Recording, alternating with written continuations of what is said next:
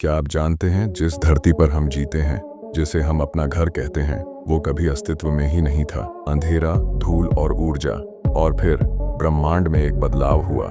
वो क्या बदलाव थे? चलिए आज हम आपको बताते हैं हमारी पृथ्वी का जन्म कैसे हुआ। आज से लगभग 4.6 अरब साल पहले एक विशाल गैस और धूल का बादल, जिसे कहते हैं सोलर नेब्यूला, ब्रह्मांड में घूम रहा था। फिर एक सुपरनोवा हुआ। उस धमाके ने इस बादल को संकुचित किया और उसके केंद्र में बना सूरज।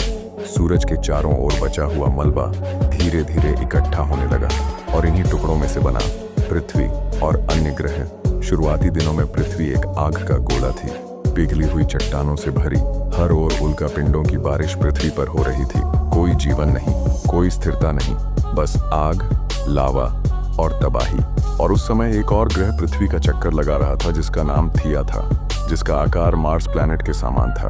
वैज्ञानिक मानते हैं कि थिया भी उसी गैस और धूल से बना था जिससे बाकी ग्रह बने। कुछ करोड़ वर्षों तक वो भी पृथ्वी के साथ सूर्य की परिक्रमा कर रहा था, पृथ्वी के बेहद करीब। लेकिन फिर एक दिन थिया पृथ्वी से टकरा गया। ये टक्कर इतिहास की सबसे भयानक घटनाओं में से एक थी। टकराव इतना जोरदार था कि पृथ्वी का एक बड़ा हिस्सा अंतरिक्ष में बिखर गया और उन्हीं टुकड़ों से बना चांद। थिया आज अस्तित्व में नहीं है, लेकिन उसका असर आज भी हमारे आकाश में चमकता है, चांद के रूप में।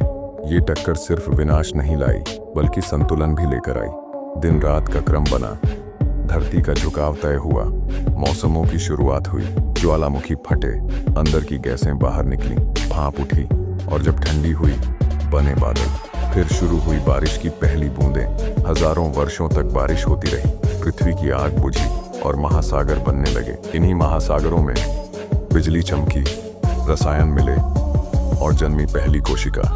वहीं से शुरू हुआ जीवन, सूक्ष्म जीवों से लेकर इंसान तक का सफर। तो अगली बार जब चांद को देखो या धरती की मिट्टी को छुओ, तो याद रखना, एक टक्कर ने सब कुछ बदल दिया, जिससे हमारी पृथ्वी का जन्म हुआ।